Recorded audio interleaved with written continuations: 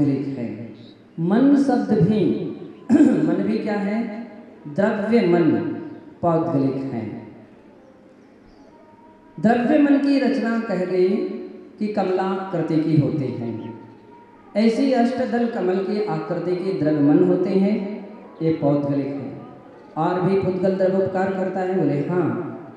सुख दुख जीवित मरणोपग्रहाश्च, इंद्रिय सुख दुख जीवन मरण, ये भी सब पुद्गल द्रव्य के उपकार हैं। हवा चलने लगी, ये पुद्गल द्रव्य का उपकार है।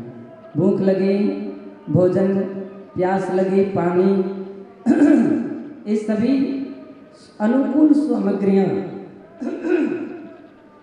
पुद्गल द्रव्य की सुख रूप उपकार करते हैं, और वही प्रतिकूल सामग्रियाँ दुख रूप उपकार करते हैं। क्या हुआ? ब्लेड से हाथ अंगुली कट गई, ब्लेड लग गई, खून आ गया, चाकू लग गई, किसी ने तलवार से कोई प्रहार कर दिया, पत्थर मार दिया, ये सब पुद्गल के द्वारा किया गया उपकार है। ध्यान रखिए, ये बात अलग है। कुछ उपकार हमारे अनुकूल होते हैं, हम जिन्हें सुख रूप मानते हैं। कुछ उपकार प्रतिकूल होते हैं, जिसे हम दुख रूप मानते हैं। जीवन 10 प्राणों का संयोग का नाम जीवन जन्म है, और उनके वियोग का नाम क्या है? मरण। जन्म देना भी उपकार है, पुद्गल द्रव्य के द्वारा किया गया, और मरण भी पुद्गल द्रव्य के द्वारा किया गया उपकार है। तो क्या जीव भी अन्य किसी द्रव्यों का उपकार करता है? सत्य है, जीव किसी द्रव्य का उपकार नहीं करता, लेकिन केवल एकमात्र जीव जीव का उपकार करता है। उसके विषय में कहा है परस्परोपग्रहो जीवानाम। 3 लोक के नक्शे की जो अपनी जैन दर्शन की एक स्टाम्प, एक पहचान है, उसके नीचे सूत्र जरूर लिखा रहता है कि जीव एक दूसरे के उपकारी हैं। माँ बच्चे का पालन पोषण करते हैं, समय सीमा तक माँ बच्चे का पालन पोषण करके उपकार करते हैं, माँ पिता आदि। और जब भी बालक अपने काम करने में सक्षम हो जाता है, अपने पैर पर खड़ा हो जाता है, तो अपने माता पिता का उपकार करता है, उनका पालन पोषण करता है, कहता है मम्मी आप बैठो, पापा आप बैठिए, अब बहुत कुछ आपने काम किया है, अब आप अपने जीवन की इस उम्र ढलती उम्र में आराम कीजिए, धर्म साधना कीजिए। बहुत सारे लोग हैं जिनके बच्चों ने अनुमति दी है, हाँ पापा जाओ, आप कोई दिक्कत नहीं, शिखर जी जाओ और धर्म ध्यान कीजिए, पर्युषण पर्व मना लीजिए, हैं? तो परस्पर में किया गया उपकार है। एक स्वामी एक सेवक नौकरी करता है, स्वामी का उपकार करता है, किसी मालिक का उपकार करता है, तो मालिक उसके लिए वेतन दे करके उसका उपकार करता है, ये उपकार है। गुरु शिष्य का सर्वार्थ सिद्धि में ये उदाहरण दिया गया। गुरु शिष्य का उपकार करते हैं। क्या उपकार करते हैं?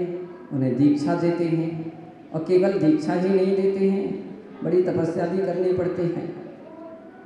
24 घंटे उनको संस्कार भी देते हैं। क्या देते हैं? संस्कार। टाइम पर आइए, टाइम पर समय कीजिए, प्रतिक्रमण कीजिए, स्वाध्याय कीजिए, अमुक क्लास ये टाइम पूरा बांध करके रखते हैं। ये संस्कार हैं।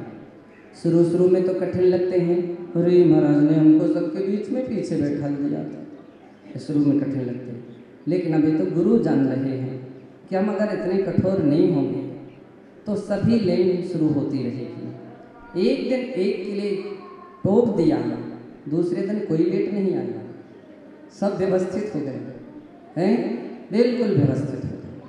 कभी कभी गुरु के लिए कठोर भी होना पड़ता है। अनुशासन का अर्थ ये है कि बिगड़े आए हैं, लेकिन अब जो भी यहाँ पर रहेंगे और निकलेंगे वे सुधरे निकलेंगे। आपके यहाँ बहुत सारे मिल कारखाने होते हैं, कारखाने में प्रदीप भैया जी कैसा माल आता है? रॉ मटेरियल आता है। कैसा आता है? रॉ, कच्चा मटेरियल माल आता है। और जब उसमें से बाहर निकलता है तो कैसा निकलता है? वह बहुत अच्छा बन करके निकलता है। जब आता है तो उसकी कीमत ज़्यादा नहीं रहती है, कच्चे माल की ज़्यादा कीमत नहीं रहती है। और जब बन करके निकलता है उसकी कीमत कई गुनी बढ़ जाती है। लेकिन वो उस फैक्ट्री में कैसे वो बना है, वो तो फैक्ट्री के अंदर में रहने वाले ही जानते हैं, या वो जान रहा है कि कैसे पक पाए हैं, इतनी कीमत कैसे हो सकी है। संघ में सबसे बड़ी बात एक प्रकार का कारखाना की तरह होता है। क्या गुरुजन रोज रोज पकाते रहते हैं। आज मालूम शिवरात्रियों के लिए दंड का प्रतिशत बढ़ गया ना। आज से कल से बिल्कुल सब व्यवस्थित होने लग जाएंगे। ध्यान रख लीजिए, जो शिवरार्थी क्लासों में उपस्थित नहीं हो रहे हैं, कल आपके लिए सभा में खड़ा किया जाएगा कि आप सुबह की क्लास में थे कि नहीं, दोपहर की सामयिक में थे कि नहीं, शाम की सामयिक में थे कि नहीं, प्रतिक्रमण में थे कि नहीं। ऐसे ही वही धोती दुपट्टा मिल गई है। ये भली वो 500-400 कितने की धोती दुपट्टा होगी, लेकिन वो पूरा पसीना निकालेगी आपका। 24 घंटे टाइम टेबल में कस करके रखे। ये एक टाइम जरूर भोजन दे रहे हैं, लेकिन पूरा कसर इसमें निकाल ली जाती है। सत्य है, कसर नहीं निकालते हैं। ये तो हमारे गुरुजन बड़े उपकारी हैं, बड़े दयालु हैं, धन्य हैं। हम उनके उपकारों के, मैं अपने गुरु के उपकारों के लिए कभी नहीं भूल सकता हूँ। अगर वे हमारे साथ में कठोरता व्यवहार नहीं करते तो अनादिकाल के बिगड़ी संस्कार, कहाँ सामायिक के संस्कार थे, कहाँ प्रतिक्रमण के, कहाँ स्वाध्याय के, कुछ नहीं थे। हम लोग भी आप ही जैसे स्थिति पर थे। सोचते थे यार सोने के लिए मिले, एक क्लास और आ गई, दूसरी क्लास आ गई, हम सामायिक में आहार करते देरी नहीं, सामायिक करो, उठे ही नहीं कि प्रति स्वाध्याय करो, ऐसे लगने लगता था। अरे बड़ी परेशानी। और चाहे उपवास हो चाहे अंतराय हो, यहाँ तो मैंने बोल दिया, भैया ने बोला हमारे महाराज 5 उपवास हो गए, थोड़ी तकलीफ हुई कि ठीक है जाओ। हमारे शास्त्रों में मूलाचार ने कहीं नहीं कहा कि आपके लिए तकलीफ हो तो सामायिक नहीं करना, प्रतिक्रमण नहीं। बोले नहीं, चाहे आप स्वस्थ हो चाहे अस्वस्थ हो, बीमार हो चाहे स्वस्थ हो, चाहे उपवास करो चाहे बिल्कुल ना करो, सामायिक 3 टाइम की करना ही करना पड़ेगी, प्रतिक्रमण करना ही पड़ेगा, स्वाध्याय करना ही पड़ेगा, सारी टाइम टेबल फिक्स है, वो करना ही नहीं पड़ेगा। बंधु, गुरुजन शिष्यों का उपकार करते, बड़ी मेहनत करते हैं। हम लोग बोलते धन्य है गुरुदेव, क्या आप उपकार करते हो। अपनी सुख शांति के लिए खो करके हम लोगों के लिए दिन रात मेहनत करते हैं। शक्ति नहीं हो करके भी वे हमको पढ़ाते हैं, वे हमको सिखाते हैं, कंट्रोल करते हैं। ऐसे हमारे कृपालु गुरुदेव हैं। इतनी सुविधाएं छोड़ देते, चाहते तो आराम से सोते, खूब सेवा करते रहते हम लोग तो सभी शिष्य, लेकिन उन्होंने अपनी सुविधा की अपेक्षा नहीं की, बिल्कुल अपेक्षा नहीं की। उन्होंने कहा सेवा से प्रसन्न नहीं होंगे, अपितु कर्तव्यों से प्रसन्न होंगे। तुम कर्तव्य पूरा कीजिए, कर्तव्य पूरा होना चाहिए। बंदो, अंदर हाथ पसार कर ऊपर मारे चोट, तब कहीं भी घड़ा कीमती बन पाता है। तब कहीं महाराजों की कीमत हो पाती है, जो इतना सीख करके जब बाहर निकलते हैं तो समाज जय जयकार करती है। किनकी जय जयकार करती है? हर किसी की जय जयकार नहीं करती है, उनकी जय जयकार करते जो कुछ बन कर के आए हैं, कुछ बन कर के निकले हैं, जिन्होंने कुछ ना कुछ सीखा है। बंधु, उनकी कीमत है। लोग कहते हैं कोई पूछता नहीं, मुझे एक शर्म आई कि हमारे महाराज, हमारे या किसी के कहीं के भी एक महाराज आए मेरे पास, बोले महाराज आपका तो बड़ा संग है, इसलिए दुनिया आपके पीछे घूमती रहती है। हम लोग जानते हैं अकेले में हमारी क्या हालत होती। मैंने की क्या हालत होती? कोई बिहार तक के लिए नहीं पूछता है, कोई चौका तक के लिए नहीं पूछता है। इसलिए गाड़ी भी रखनी पड़ती है और चौका भी रखना पड़ता है और सब सामान भी रखना पड़ता है, किराए के लोग भी रखना पड़ते हैं। मैंने कि फिर एक व्यापार भी करना शुरू करो, वेतन कहाँ से दोगे? कहो कि इतनी क्षमता नहीं थी तो तुमने दीक्षा क्यों ली? कहीं हमारे शासन में आया कि गाड़ी रखो, कहीं आया कि चौका रखो, कहीं आया चौके वालों को रखो, राशन पानी रखो, रुपया पैसा रखो, सोना चांदी रखो, मोबाइल रखो, लैपटॉप वगैरह क्या क्या ये सब सामग्री रखो। है कहीं आचार्य ने किसी ग्रंथ में उल्लेख किया क्या? नहीं किया ना। भूखे रहना पसंद है। ये तलवार की धार पर चलने का मार्ग है। आचार्य कहते हैं जैन मुनि दीक्षा तलवार पर चलने के तुल्य हैं, अंगारों पर चलने के तुल्य हैं। दयालु लोग बहुत आ सकते हैं और करुणा दिखा देते हैं। मेरे पास भी बहुत सारे लोग आए, महाराज श्री ये बस आपके लिए देना चाहता हूँ, ये गाड़ी आपके संग में देना चाहता हूँ। मैंने कहा तुम्हारी एक गाड़ी हमारे काम की नहीं होगी, तुम्हारी गाड़ी काम की नहीं होगी। अगर हम एक गाड़ी रहेंगे तो उसी में फंस जाएंगे और हम एक भी नहीं रखते हैं। तो बतलाओ भंवरलाल जी कितनी गाड़ी लेकर के आप आए थे? बंधु, आज का धर्म का दिन है,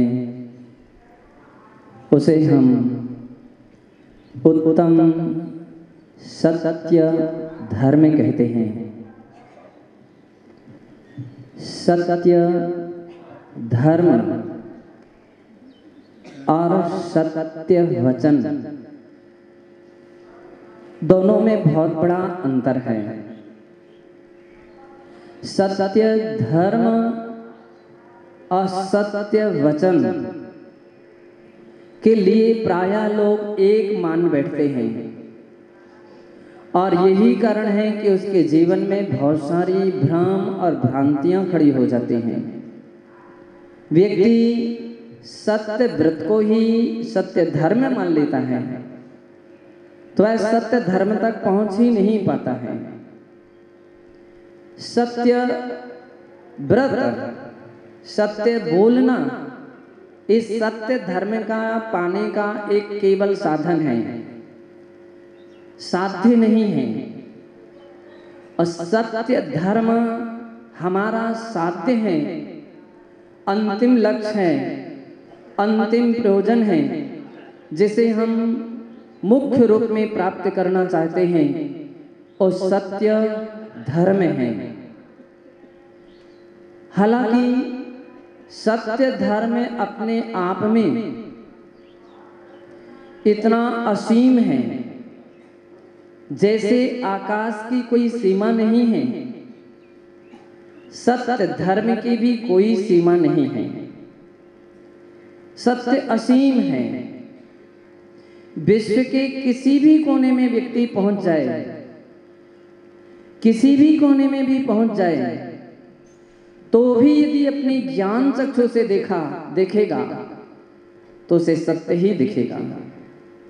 इसका मतलब सत्य वहां तक है। केवल ज्ञानी सर्वज्ञ प्रभु तीर्थंकर भगवान लोक को भी जानते हैं और अलोक को भी जानते हैं। कितनी बड़ी बात है। हालांकि मनुष्यों का गमन या और भी किसी प्राणी का गमन लोक से बाहर नहीं हो सकता है। हम शरीर के साथ शेष तो नहीं जा सकते हैं, लेकिन बंधु ज्ञान से लोकातीत दशा तक भी हम पहुंच जाते हैं। असीम और अनंत आकाश को भी जान लेते हैं। वे केवल ज्ञानी भगवान आलोक को भी जानते हैं। आप जिस समय रत्नकरंडक श्रावकाचार्य का मंगलाचरण पढ़ते हैं तो उसमें कहा जाता है नमः श्रीवर्धमानाय निर्धोत्कलिलात्मने सालोकानां त्रिलोकानां यद्विद्यादर्पणायते। इसकी ये लेने बहुत महत्वपूर्ण है। आलोकानाम सा सहित का संकेत देता है। आलोक सहित त्रिलोकानाम, आलोक सहित जो तीनों लोगों को जानते हैं, ऐसी विद्या से संपन्न महावीर भगवान के लिए मैं नमस्कार करता हूं।